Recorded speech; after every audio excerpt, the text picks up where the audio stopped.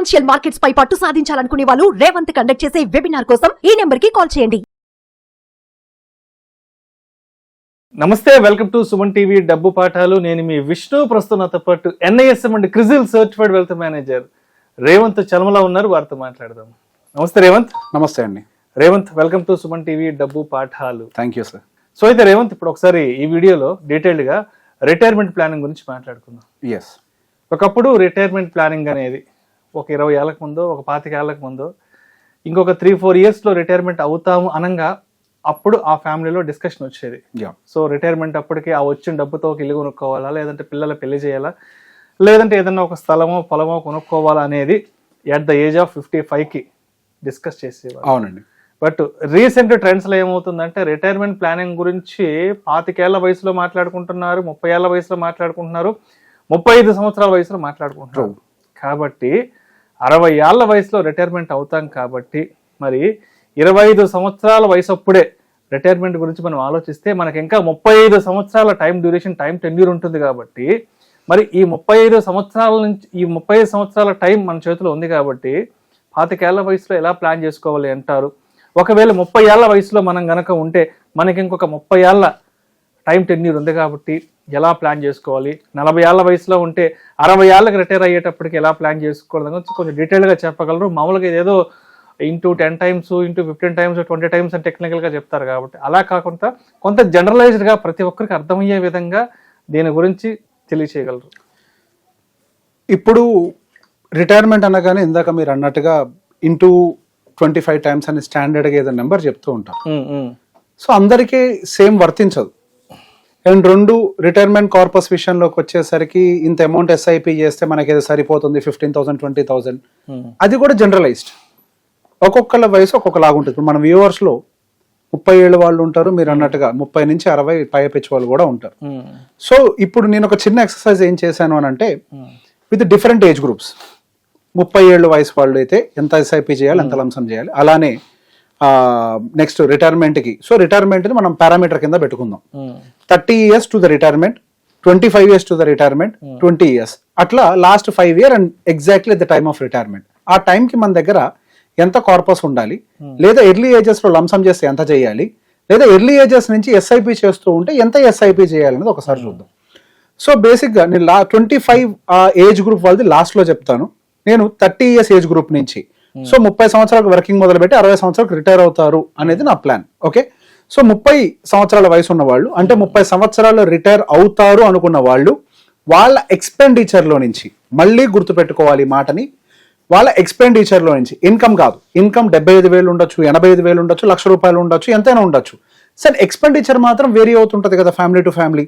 For ఎగ్జాంపుల్గా నేను average expenditure ఒక 50,000గా తీసుకున్నాను. ఓకే, యావరేజ్ ఎక్స్పెండిచర్ అన్ని కేటగిరీస్లో కూడా. సో 50,000 ఎక్స్పెండిచర్, ఇంకొక 30 ఏళ్లలో నేను రిటైర్ అయిపోతాను అన్న కండిషన్ వాళ్ళు, వాళ్ళ ఎక్స్పెండిచర్ నుంచి 35%ని SIP కింద పెట్టుకోవాలి. అంటే 50,000 ఎక్స్పెండిచర్ వాళ్ళు సుమారుగా 17,000 రూపాయలు కనుక SIP కనుక పెట్టుకోగలిగితే వాళ్ళ రిటైర్మెంట్ కార్పస్ అనేది with the same life style వాళ్ళు ఎఫోర్డ్ చేయగలుగుతారు. లేదు, లంసం పెట్టేయాలి అని అనుకుంటే గనక వాళ్ళ మంత్లీ ఎక్స్పెండిచర్కి ఇంటూ 30 టైమ్స్, అంటే దాదాపుగా 15 లక్షల రూపాయలు కనుక వన్ టైం లంసం చేసి పెట్టేసినట్లయితే మన రిటైర్మెంట్ టైంకి అదొక 10 కోట్ల కార్పస్ అవుతుంది. సో దాంతో వాళ్ళ లైఫ్ అనేది లీడ్ చేసుకోవచ్చు.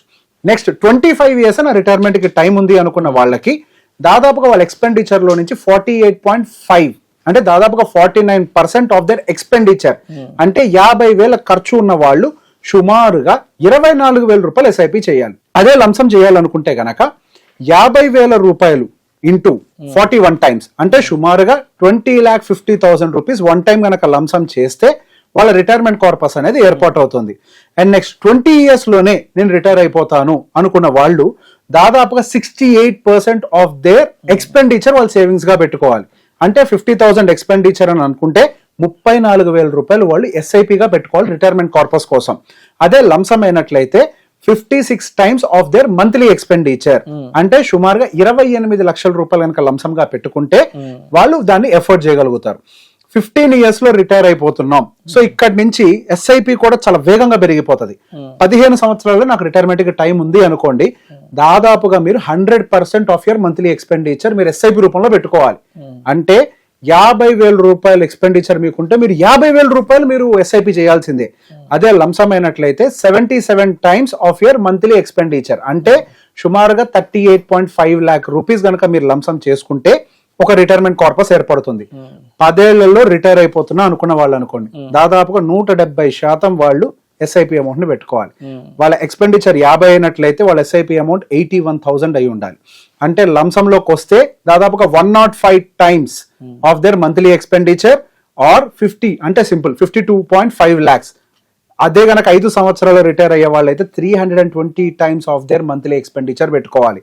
అంటే 50,000 వాళ్ళ ఎక్స్పెండిచర్ అయినట్లయితే 1,60,000 రూపాయలు సుమారుగా వాళ్ళు ప్రతి నెల 5 ఏళ్ల పాటు ఎస్ఐపి చేయాలి. లేదా లంసమ్ కింద 105 times of their monthly expenditure అంటే 52.5 lakh రూపీస్ లంసమ్ గా పెట్టుకోవాలి. ఇప్పుడు రిటైర్ అయిపోతున్నా, నా నెల ఖర్చు 50,000 అనుకోండి, ఇక ఎస్ఐపికి ఛాన్స్ లేదు.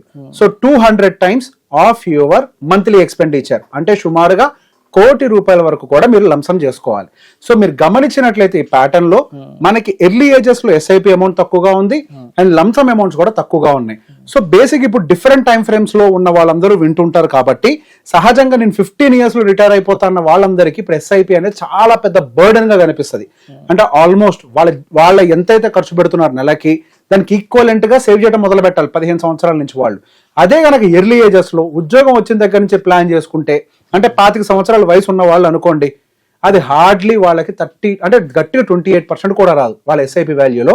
అదే వాళ్ళు ఒక్కసారి ఒక 11 లక్షలు ఎస్ఐపి చేసి పడేస్తే అంటే లంసమ్ చేసి పడేస్తే వాళ్ళు రిటైర్ అయ్యే టైంకి ఆ 25 సంవత్సరాల కుర్రోడికి దాదాపుగా 14.5 కోట్ల రూపాయలు వాళ్ళ జేబులో ఉంటాయి. సో బేసిక్ గా దీన్ని ఏ పారామీటర్స్ తో క్యాలిక్యులేట్ చేసాం, ఇది కూడా అడుగుతారు కదా, నువ్వు ఏ బేసిస్ మీద క్యాలిక్యులేట్ చేసావని. So my calculation includes all the inflation adjustment.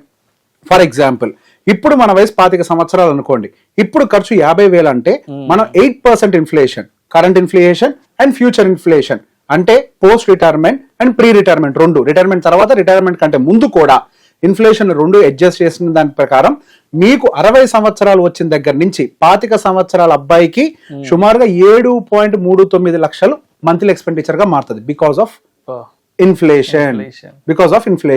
So దాన్ని పరిగణనలోకి తీసుకుంటూ దాంతో పాటుగా ఈ ఇన్వెస్ట్మెంట్ జర్నీ అంతా కూడా 15% తో క్యాలిక్యులేట్ చేస్తూ పోస్ట్ రిటైర్మెంట్ అయిపోయిన తర్వాత అగ్రెసివ్ ఇన్వెస్ట్మెంట్స్ పెట్టలేం కదా, కొద్దిగా కన్జర్వేటివ్ ఇన్వెస్ట్మెంట్స్ పెట్టాలి. సో కన్జర్వేటివ్ ఇన్వెస్ట్మెంట్స్ అంటే హైబ్రిడ్ సిస్టమ్స్ యావరేజ్ గా 12% జనరేట్ చేస్తున్నాయి అనుకుందాం. సో ఆ 12% తోటి క్యాలిక్యులేట్ చేస్తూ లైఫ్ ఎక్స్పెక్టెన్సీ 85 తోటి క్యాలిక్యులేట్ చేసాం. సో బేసిక్ గా మనం ఈ పారామీటర్స్ తోటి కనుక చెక్ చేసి పెట్టుకుంటే మనం ఇప్పుడు ఏవైతే ప్రీవియస్ గా చెప్పామో ఆయా ఎస్ఐపిస్ ఆర్ లంసమ్స్ రిక్వైర్మెంట్ అనేది ఉంది. సో బేసిక్ గా ఎవరైతే 45 ఏళ్ళు దాటారో వాళ్ళందరికీ మంత్లీ ఎస్ఐపి కాంట్రిబ్యూషన్ చాలా బర్డెన్ గా ఉంటది. బట్ ఇనిషియల్ స్టేజ్ నుంచి చేసుకుంటే గనక అవకాశం లేదు కానీ, బట్ ఎవరైతే ఇప్పుడు లాస్ట్ లో ఉన్నారో వాళ్ళు డెఫినెట్ గా ఇబ్బంది పడతారు. So either they have to prepare, అంటే వాళ్ళు ఐదర్ క్యాష్ కాంపోనెంట్ లంసమ్ కన్నా ప్రిపేర్ అవ్వాలి సాధ్యమైనంత వరకు, లేకపోతే అట్లీస్ట్ వాళ్ళు కొంతవరకు SIP is definitely may not be possible, అది కొంచెం కష్టమే. కాబట్టి అట్లీస్ట్ లంసమ్స్ కన్నా ప్రిపేర్ అయి ఉండాలి. సో ఇట్లా ప్లాన్ చేసుకుంటేనే రిటైర్మెంట్ తర్వాత మనం ప్రాపర్ గా సెటిల్ అవ్వగలుగుతాం. అండ్ ఇక్కడ ఆ రిటైర్మెంట్ కార్పస్ ని రిటైర్మెంట్ ఏజ్ వచ్చాక ఎఫ్డీలో పెడతానంటే మీకు కుదరదు. ఎందుకంటే ఎఫ్డీ రిటర్న్స్ మీకు కేవలం 6 to 7% మాత్రమే ఉంటాయి గోయింగ్ ఫర్దర్. అండ్ 30 సంవత్సరాల తర్వాత ఎఫ్డీ రిటర్న్స్ ఇంకా తగ్గుతాయి. సో బేసిక్ గా మనకి ఇన్ఫ్లేషన్ కి అడ్జస్టెడ్ గా ఇవ్వవు కాబట్టి ఈక్విటీ ప్లస్ అంటే డెప్ట్ అంటే హైబ్రిడ్ సిస్టమ్ లో ఉంటేనే మనం ఇన్ఫ్లేషన్ అడ్జస్టెడ్ రిటర్న్స్ తెచ్చుకోగలుగుతాం. సో ఇన్వెస్ట్మెంట్ ని కూడా ప్రాపర్ గా హైబ్రిడ్ సిస్టమ్ లో ఇన్వెస్ట్ చేయాలి after retirement. Thank you so much Revanth. Thank you అండి. రిటైర్మెంట్ ప్లానింగ్ గురించి చాలా డీటెయిల్గా తెలియజేశారు. Thank you so much. Thank you అండి.